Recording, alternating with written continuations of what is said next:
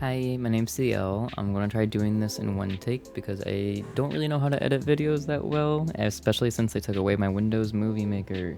Damn them. But besides that, this is my cat Nimbus, and today we are talking about humans and our comparison to non-human primates, but I do eventually kind of focus in on bonobos specifically due to our similarities in social development and our emotions. But to start off the bat, getting over some general info about our similarities and differences to non-human primates, we have on average 96% of our DNA is identical to non-human primates. I cannot talk today. But 99% of our DNA is identical to bonobos and chimpanzees specifically, and this 1% difference is mainly due to us evolving from this shared ancestor 6 to 7 million years ago. And because of that, we have a lot of similarities, but if you put us side by side, there's obviously some very obvious physical differences that we can observe. One of the similarities, though, that's really interesting is our gene specifically OPN1LW, which is our ability to see the color red, like my wall back there. And this is mainly for a survivability kind of situation where we want to make sure we're picking out the ripest fruit so we get the highest nutritional value, because obviously if the vegetation is not ripe or if it's overripe, you're gonna get not the most nutritional value, not enough bang for your buck pretty much. And if you're gonna be taking the time to find something, gather it, eat it, you want to make sure it's going to be the best. And so the ability to see the color red really helps us spot those ripened fruits out there, like the strawberries I bought yesterday that were very red and fragrant, and that's how you know they're going to be yummy. Beyond that, though, a really big difference we see, obviously we have a very strong lack of body hair. We still grow body hair, but not like this guy where we're not covered in it. Do not walk on the computer, my man.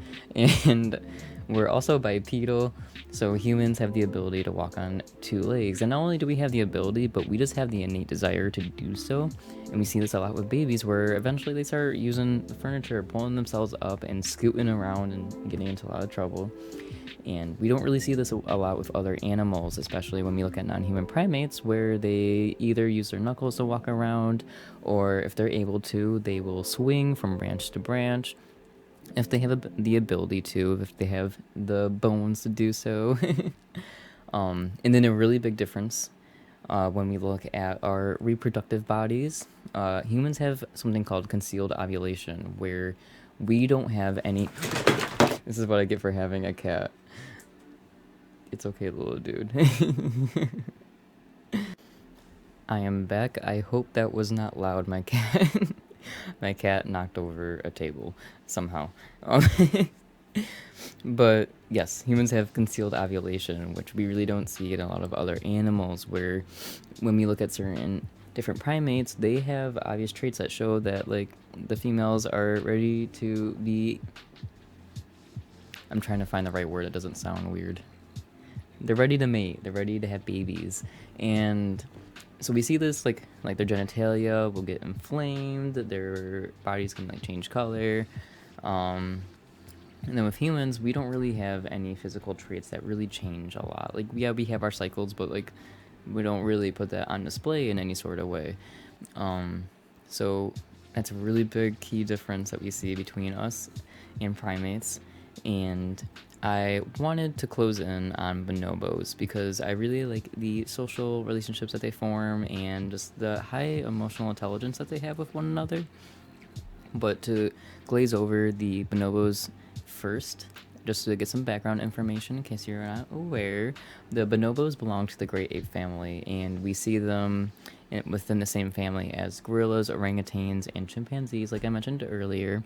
And originally, interesting fact, the bonobos were seen as pygmy chimpanzees before they were classified as their own unique species.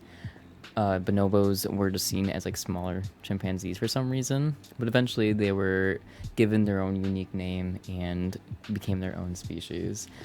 Bonobos are from the Democratic Republic of Congo. That's where they were discovered, and they live in other areas such as near the Congo River. They've also been spotted in rainforests that are located amongst Africa, and they prefer a lot of like rainforest environments that are more old growth, and they're a lot more dense and tend to be lowland kind of forests because they don't really like hanging out in the trees too much. They have been seen living in the trees, but they do kind of prefer hanging out more on the ground. But they will move up if they have to due to either a threat there or if it's just the only viable option at the time.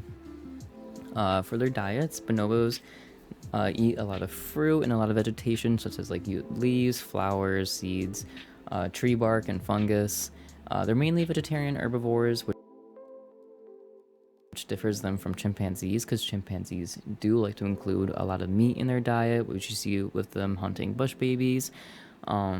But yeah, bonobos really just focus in on plants, and this is really important because they play a really strong role in dispersing seeds in their environments. So when they eat like their fruits and veggies, they will consume and then doo out the seeds, and they spread them about to keep their food just still there and creating variety within their food selection.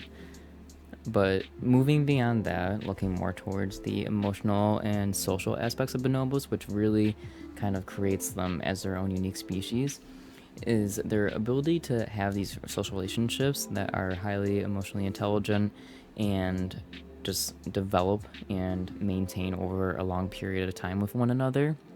A really interesting aspect of their social relationships is their fission fusion society that they tend to live in, where females in the bonobo family are the dispersing sex.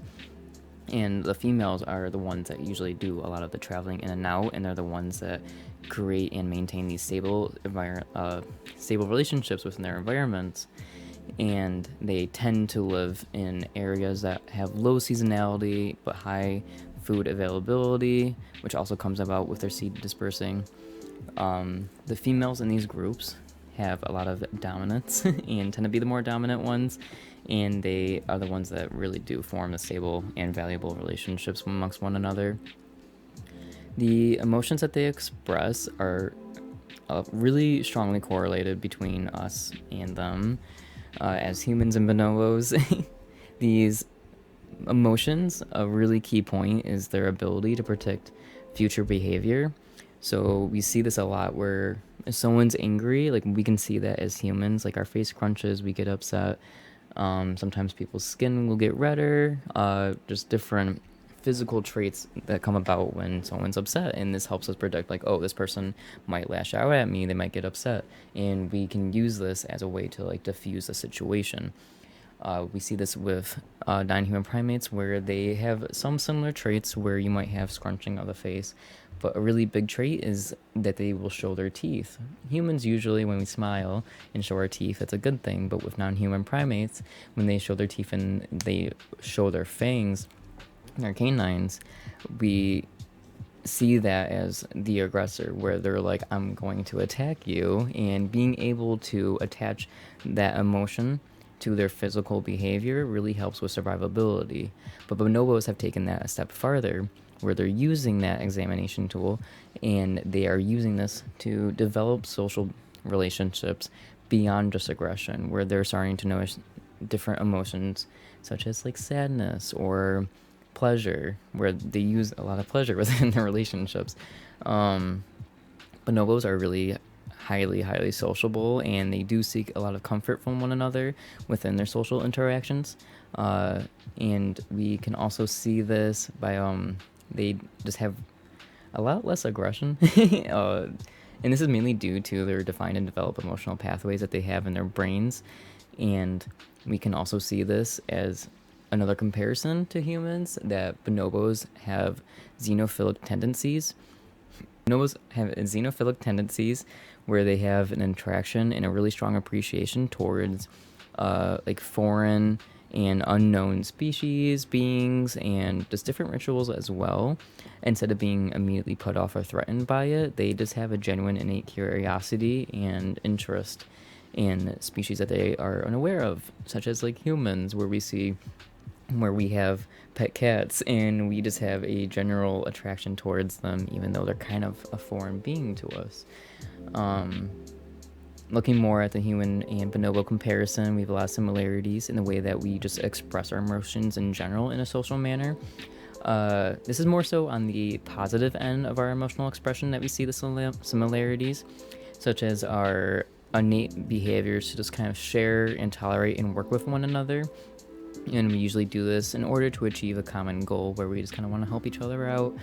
And we see this a lot with like bonobos' ways of sharing their traits of making and using differing tools. But we can also use this to recognize and develop meaningful relationships. And like I mentioned before, they derive a lot of pressure from one another through their mutual communication and sometimes through their sexual behaviors, where they kind of grind on one another or rub on one another to get this pleasure and create those meaningful attachments to one another.